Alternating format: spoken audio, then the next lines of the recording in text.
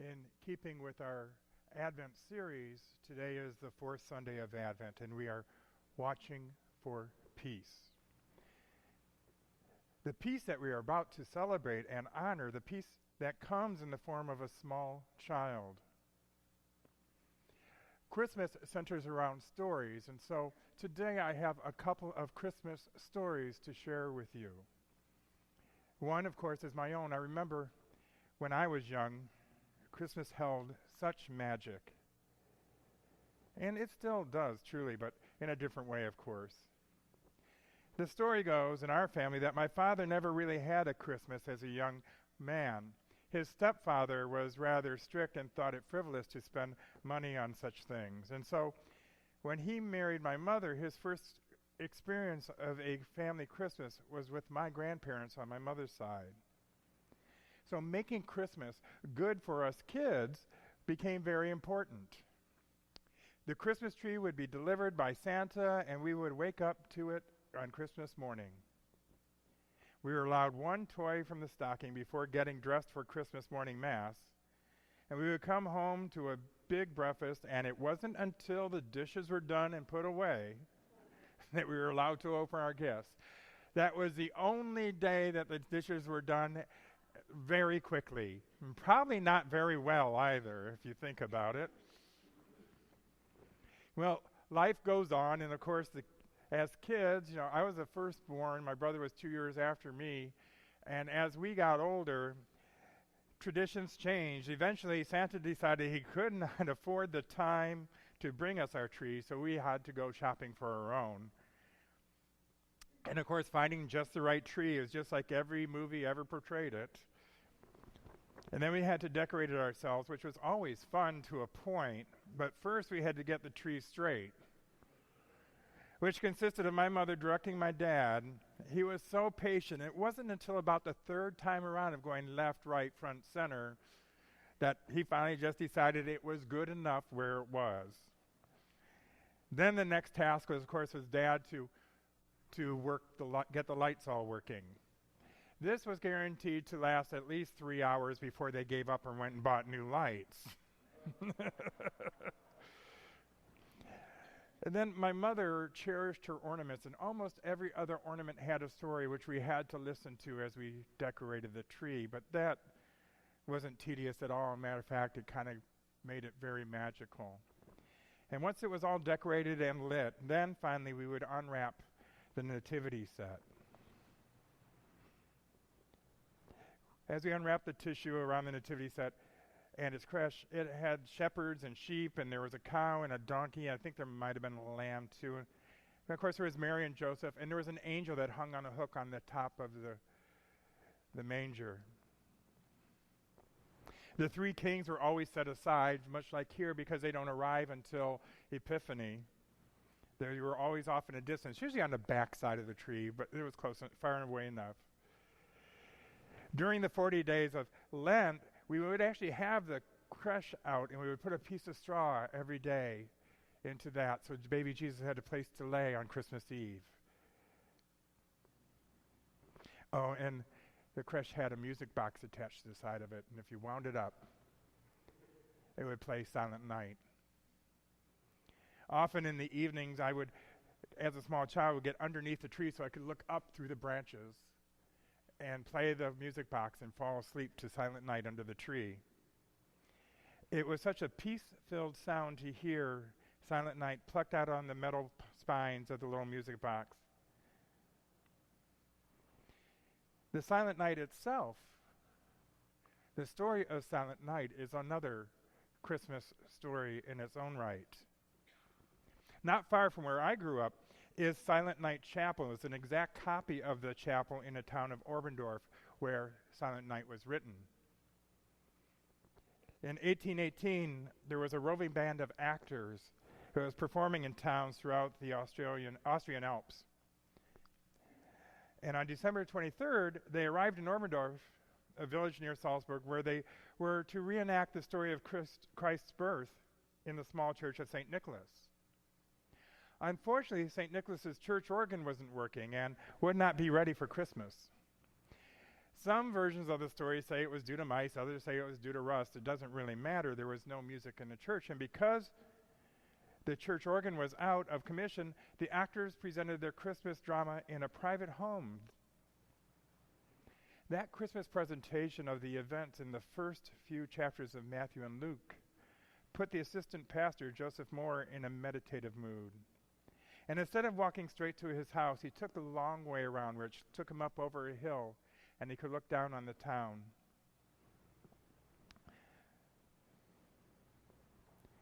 From the hilltop, Moore looked down on that peaceful, snow-covered village, reveling in the majestic silence of the wintry night. Moore gazed down at the glowing Christmas card-like scene, and his thoughts about the Christmas play he had just seen made him remember that he had a poem that he had written. He wrote it a couple years before, and that poem was about the night when the angels announced the birth of the long-awaited Messiah to the shepherds on a hillside. Moore decided that those words might make a good carol for his congregation.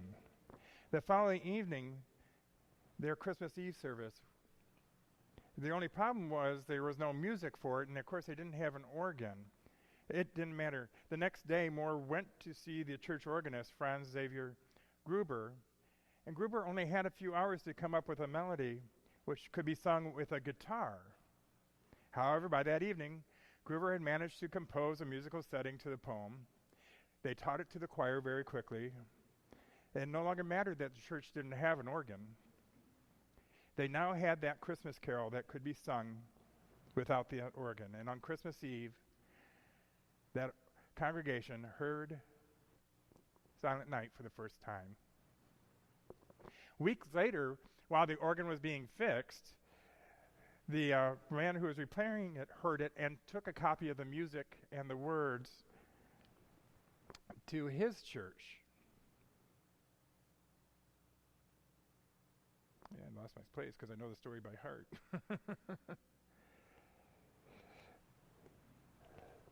Yeah.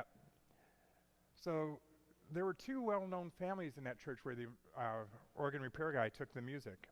And these were the Rainers and the Strassers. And both groups put the songs into their Christmas repertoire. Silent night, holy night, all is calm, all is bright. The Strasser sisters spread the carol across northern Europe, and in 1834 they performed it for King Frederick William of Prussia, and he then ordered that this be sung by the cathedral choir. And every Christmas Eve it had to be performed.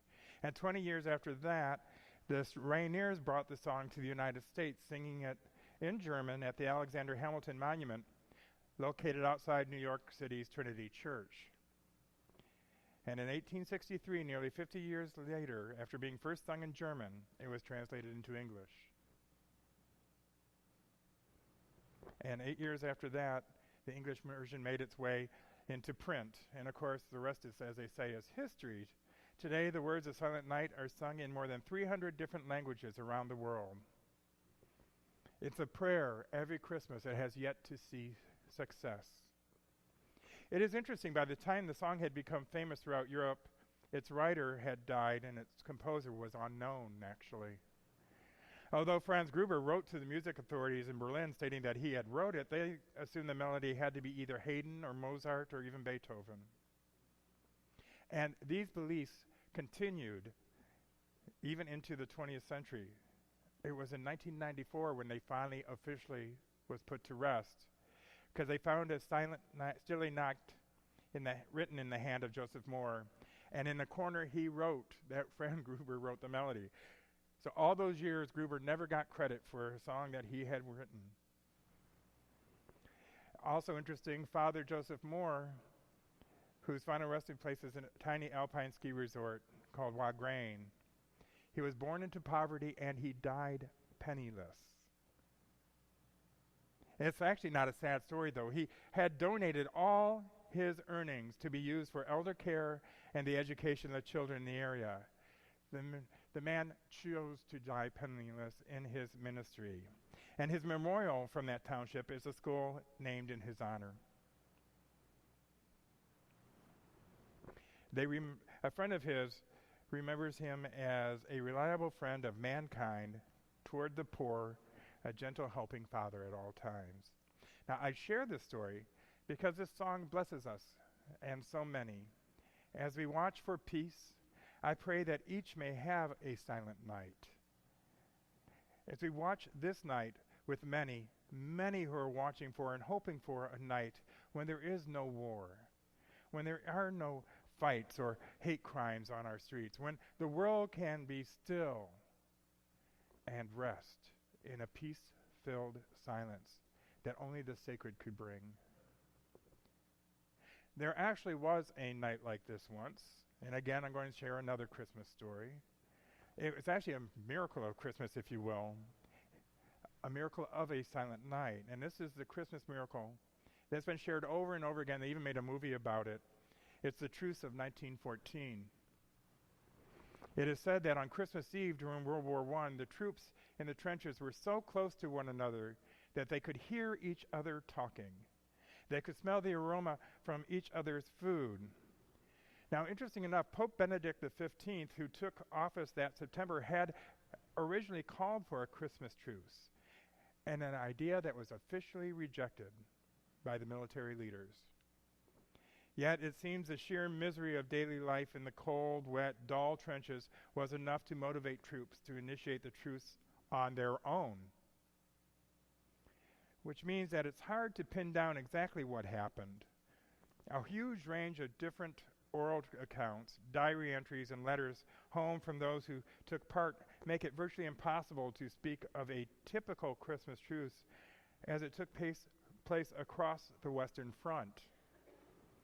To this day, historians continue to disagree over the specifics. No one knows where it began or how it spread, or if by some curious festive magic it broke out simultaneously across the trenches. But nevertheless, some 2/3 of the troops, about 100,000 people, are believed to have participated in the legendary truce. Most accounts suggest the truce began with the carol singing from the trenches on Christmas Eve. A beautiful moonlit night, frost on the ground, white almost everywhere, as Private Albertson Morin of the 2nd Queen's Regiment recalled in a letter home.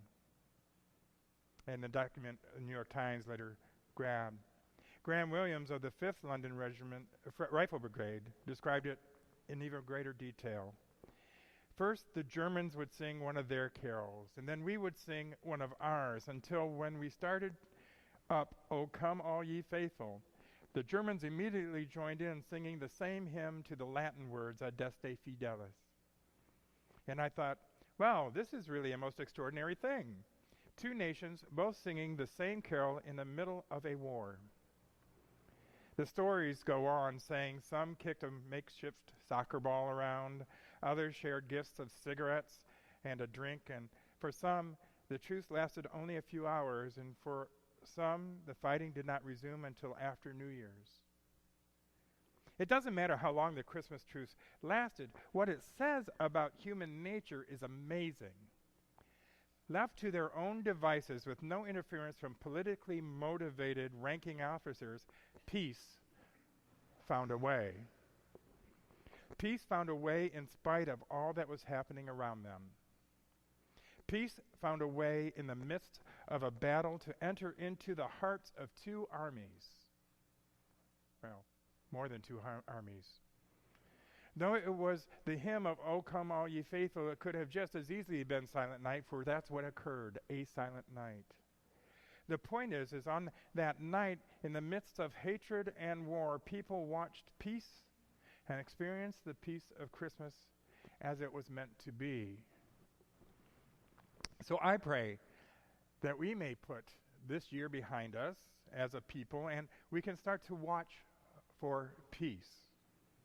Just as I said before in the weeks previous, when we watch for hope, we become the hope. When we watch for love, we become that love. When we watch for joy, we become that joy. So if we choose to watch for peace, we will see peace.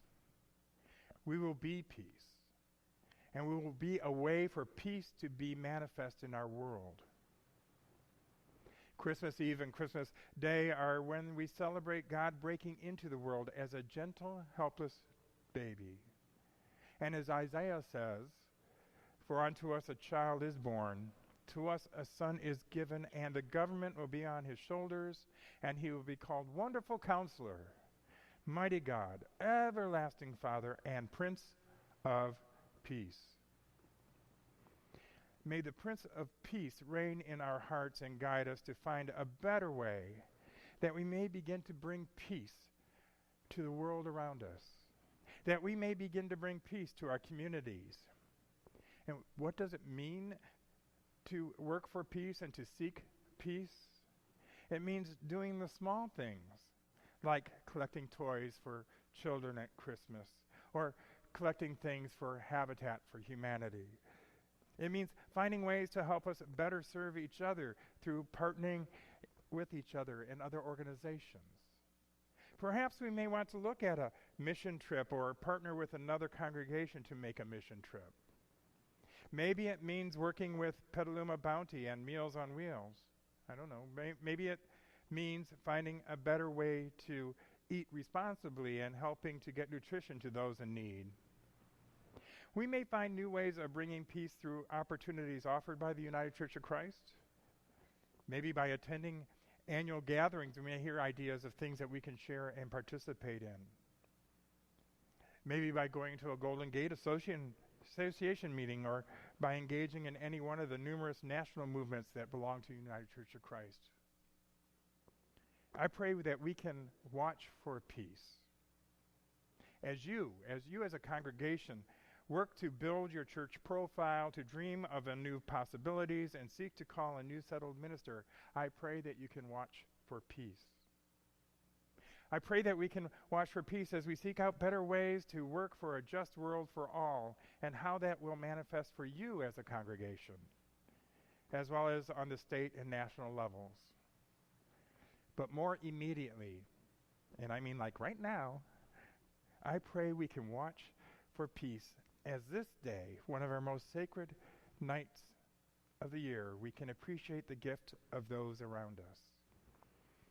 As we share Christmas, as we share the holiday, each in our own way, I pray that the peace we are watching for arrives and stays in each one's hearts and carries us through the year to come. Amen.